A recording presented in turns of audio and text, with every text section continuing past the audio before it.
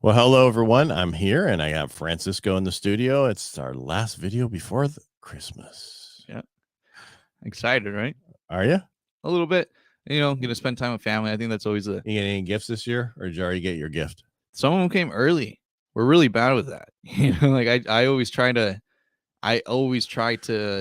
wait, and then my girlfriend's like, come on, just one, and then one leads to another one, and then All right. So did you get anything good? I did. All I got some nice hats. Well, I see you carry a real estate jerky hat occasionally. Yeah. No, that hat's nice. I'll take some more for Christmas. I got to order more. I'm out of them. Mike Kelly went through so many of them, a bunch of people. It's like, oh man, I got to order more. Yeah. Because I only order 20 at a time because it's like I never give them to anybody because no one came into the studio. Now everybody comes into the studio. So what are you gonna do? I'm not complaining.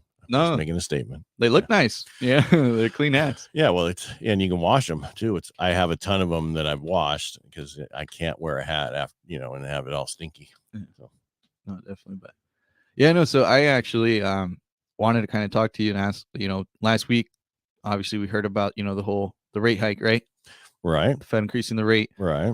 Then I got calls even from the people that I was helping. They're like, man, we think we should wait. We just got another rate hike.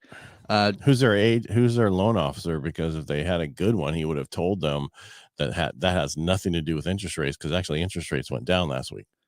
Well, for the most part, funnily enough, I heard it from the ones that aren't quite there yet. So it's kind of like, so they're coming up with a reason not to go forward. Had nothing to do with anything else. They're looking for any reason. The dog ate my homework, whatever it was. Right. And because I hear it from everybody. All right. Her rates went up. I'm like, yeah, the short-term interest rates, the overnight rates to banks, car loans, credit cards, those kind of things is what the Fed controls, the prime rate, right? The Fed funds rate, which then controls everything else. But what they don't control is mortgage rates, and people don't understand that. The only way the Fed can control mortgage rates is when they were buying all the mortgage-backed securities when they were back in the 20 and 21 to prop up the market. They were buying a ton of mortgages that we were originating. They were the biggest buyer of it. They said we're buying like $1 billion. They were buying like multiple. They were lying how much they were buying. And that's what kept the rates so low. That's how they can control the rate. Okay. But what's controlling the rate right now is inflation. The more we see that inflation's in check and getting better, it's going down. Last week, there were some numbers that came out, showed it was not as great the way they thought it was, and everything rallied, and all of a sudden it went the other way. Well, we're going to see that. Nothing goes down in a straight line. I think, if I'm not mistaken, mortgage rates actually got like a little bit better, right? Like overall, we're about a 1 1/8 to 1 1/4 better in the last over the last month and a quarter, month and a half. I don't want to say month and a half because it's not. We're better in interest rates. We're almost in the 5s for conventional and VA, FHA, all those. It just depends on your FICO score, right? Because the government's usually lower than that. But I keep trying to explain to people, the loans that are getting originating right now are like the first ones in 2020 in March and April. What happened is when we originate a loan for $500,000, it actually costs us $508,000 to originate that loan when we sell it off. So that's what people have to pay for it. Well, if the investor who's taking that loan and going to be taking payments on it for the next 30 years, it takes them 4 years to make their money back. Well, they all know these loans are going to be refinanced in 6 months to a year, and they're going to lose. So they're trying to make their money more on the upfront. Right. That's why where rates aren't as low as they should be. Because of and that's where, that's because the cost. Think about who's going to do a loan and lose money. I'm going to buy the loan and lose money on it. That's my whole, I do things like that all the time. I just waste money. No, and that's why, and again, I think, because for a while, like we were stuck at like the 7 or like the 6.75. It was like 7 1/4, man. But that was with points, right? Yeah. So like right now, ugly with point. Yeah. So we're like 6 1/4 with not bad, right? And then I was showing 5.99 around there, and it was like with the points of the 7 1/4 of the time. And I can't quote rates, but I'm just saying what we were seeing. And Fannie and Freddie, if you look at what they state, that's usually with points. Mm-hmm. So when the Fannie and Freddie, their average rates are 6 point whatever, when they state that, that is pretty much, you can just figure there's some points in there with what they're saying. Right. Because us as lenders, we have to give an APR. APR means what's the cost associated with that loan. Years ago, there was a thing called, I haven't had to say this in so long. It was a form that we had to where you could look at this loan and then go shop it with another person and get the better loan by the APR, annual percentage rate. How they figure the annual percentage rate is you're borrowing $100,000 at, say, 5% interest rate over 30 years. What's that payment? Well, they said, well, there's at least, $3,000 in costs. So you technically didn't get 100. You got 97,000 at this payment at this many years. What's that interest rate? That's how they come with APR. Yeah. It's just a way for you to understand there's costs in your loan. Exactly. So you have to be careful, because years and years ago, after this truth and loan disclosure, or whatever it's called, so we do the loan estimate now and CD. We don't really do that. That's all tied in one. But what we learned a long time ago is we could say, okay, we're going to charge you 2 points, and my APR is going to be lower than somebody who's not charging anything, and so it looks better. Yeah. So are you following me here? So you have to be really careful with the APR. And that's where, again, and now that we're at a point where, I mean, you see the big difference, right? Like a whole percentage, essentially. You're talking about actual interest rates and note rates. Yes. Yeah. So, and that's why we're starting seeing more people, because I said for every 1% we go down, we're going to see about another 2.5 million people come back in the market. Well, that's nationwide, and about 30% of those in California. Those are my numbers, by the way. Yeah. So, and I see, so we're on our way to that second interest rate point that we're talking about. And so that's 5 million people nationwide. That's a lot of people in California looking for homes. Right. It's because I think that's 1 million something. And that's, and that helps highlight the importance of now getting qualified now, even if you're not, and I always tell people, be ready.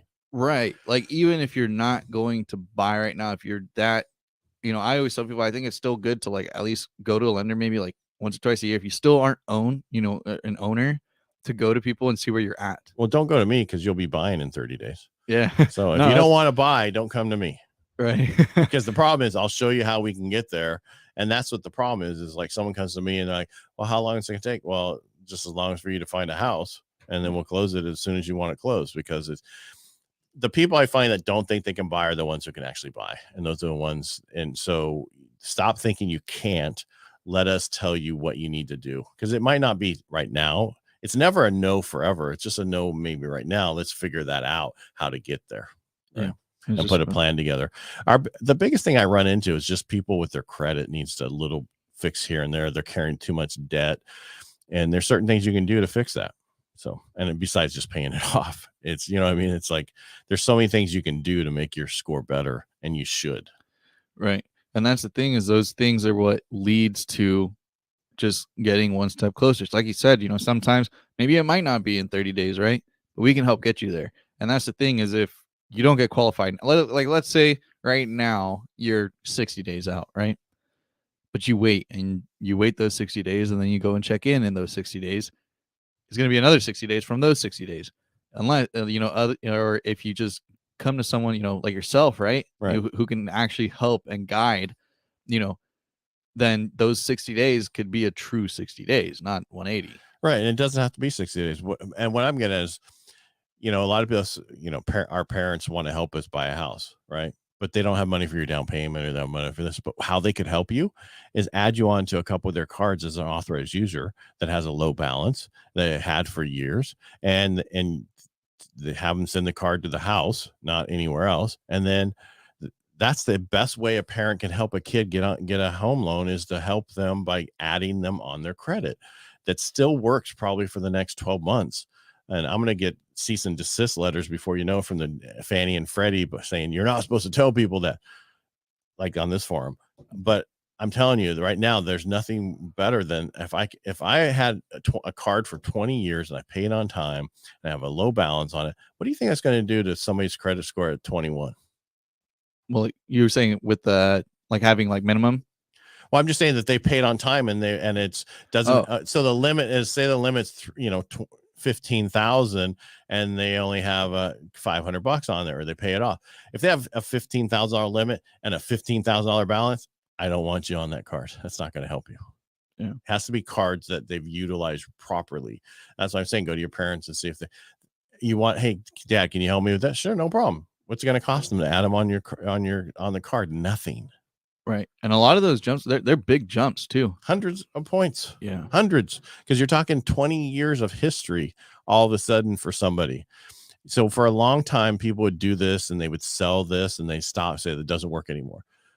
That's what they put out there. Come to find out, it's been working for the last 18 months, or this was like 6 months ago. They said they're about another 18 months and then it's not going to work anymore. Right now, it's still working. And it's just the easiest way to get your score up. We can always add the rent on. And I said this earlier on another show. I said, if you go to a company and they're saying, we're the only ones who can do this, go find somebody else. No, and then because there's companies out there saying we're the only ones who can add credit, your rent on your credit report and get your stuff up. No, there's two companies out there who do that for a living. It has nothing to do with mortgages. And I'm not talking Experian Boost with the purple cow and all that stuff that's not counted into our FICO scores that we do as lenders. These companies, what they do is they add it as a line on your credit report for I think $150 to $190 some dollars. You pay them, they add that line on and they keep it updated. Yeah, it's like the boosters, right? Well, it's not like the booster. That's what I'm saying. It's not Experian Boost. The problem with Experian Boost by adding all that stuff on, and because you can do it through Experian Boost, the problem is us as lenders don't use that FICO score that grabs that information. If it's a line on your credit report, we will grab that. That's what I'm saying to do. Okay. There's two separate ways to do this. My way or that way. This is the best way. And I'm not the only one who can do this. I'm just saying that's out there. You want to do it this way, not with the purple cow people. Right. You know what I'm talking about? No, and that's the thing. You don't watch TV, do you, with commercials and stuff? No. So no, but you know about Experian Boost, right? Right. Well, because I've heard of it, and that's where it's like I'm saying exactly like you said, and it costs, they'll be like, oh, you pay this much, and then you get this boost, but it just doesn't hold as much weight. Well, it does for credit cards, car loans, those kind of things, but not for mortgage lenders and us in the mortgage industry. We have FICO 2, FICO 4, FICO 5, one of those. Each bureau has their own. It does not we don't utilize that information. Yeah. So it won't help you. No, it's crazy too. Like, so here's what you can do. You can either get the two companies I have or the other places and do it, or you can hit your thumb with a hammer. That's your choice. Yeah. No, it's because the other place is not going to do anything for you. Right. And like you're saying, I mean, I think it is much better, like you said, with the authorized users too, because it's easier. It doesn't cost anything. You can also ask them, hey, when you're going to report this? Oh, next week. Okay, perfect. Yeah. And I always tell them, ask your parents when they do it, ask the company, when will this be updated? When you report this information? We report on the 25th of the month. So, it's either this 25th or the following 25th. It'll be on there. Yeah. And I think I've been building my credit probably for like 6 years or so, 6-7 years. And still when I check my credit report, you're right. Still when I check my credit report, because really all I've had was like credit cards, Well, that's the best thing. Right. And I was always big on, I would always increase my rate, my limits as much as I could. I want to change up my spending, but I would always increase it. So like my credit limits are pretty high, and then I have good credit, but still on my credit reports, it always says that the thing that I lack is credit history. It even says that on my credit report. It's weird. So they put the same disclaimer on every credit report. The credit history. Yes, it's the same thing. Yeah. The reason you're not better because you don't have enough history and you have too many credit cards versus the limits and blah, blah, blah. It's pretty much a standard line. All right. So what I'm saying is my son's been working on his since he was 18 before he got out of high school, or 70. And we told him, explained to him and everything, because they really don't have real classes in schools about this. Right. And so when he went to Alaska, when he first got stationed up there, he was 19. Yeah, 19. And he's going to go buy a car. And his sergeant's like, your parents helping you co-sign? He goes, no, I'm doing it myself. And he goes, I have a 760 FICO score. I don't need any help. I mean, that's by planning and teaching people. Now, a couple of my other kids aren't exactly the same way. No. We can explain to them, but for them to actually do it are two different things. Right. I think that's a big thing too, because I think you can give a kid a credit card, like, what is it, like 12?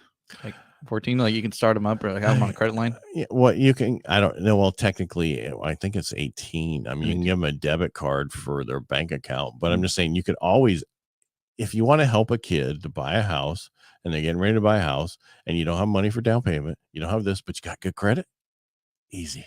Give them on your credit cards. Yeah. As authorized user, keep the card.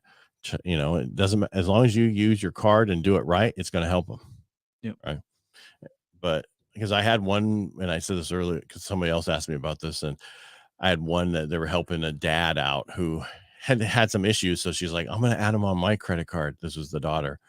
And I should have explained to her again, maybe 4 more times, that it had to have a good limit and had to be on time.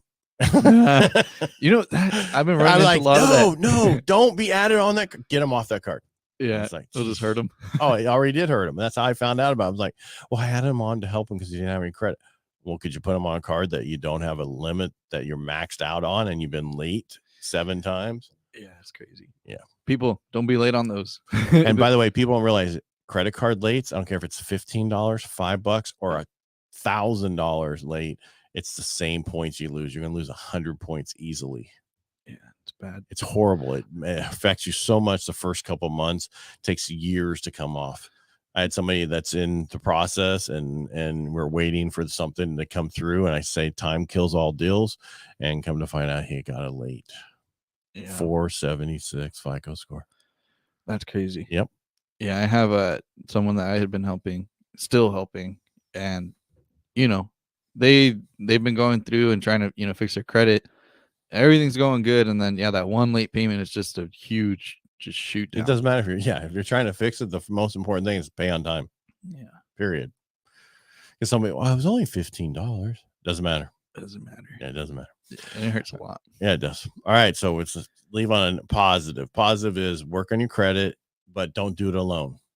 Work with a loan officer to help you, talk you through have them look at it, help them tell you what to do, because they can do what if scenarios through the credit bureaus that tell you if you do this, you get this. If you do this, you get that. You want those information, because a lot of times people do it themselves and they pay off charge offs and other stuff. And then all of a sudden their score went down lower because that reactivated a 7-year-old charge off that hadn't been reporting for a while. Yeah. And call Ed, because, a lot of lenders don't do that. They won't take the time. They won't guide you through it. They won't sit you down and tell you, hey, this is what you need to do. Most of them will send you to a credit repair company. Credit repair companies don't always work. Yeah. So. Yeah. And I'm not saying they all don't, but most of them don't. Right. I think the thing is that credit repair companies work, but it depends on what they can do. Right. Yeah. They can't always get rid of things that they say they can get rid of permanently.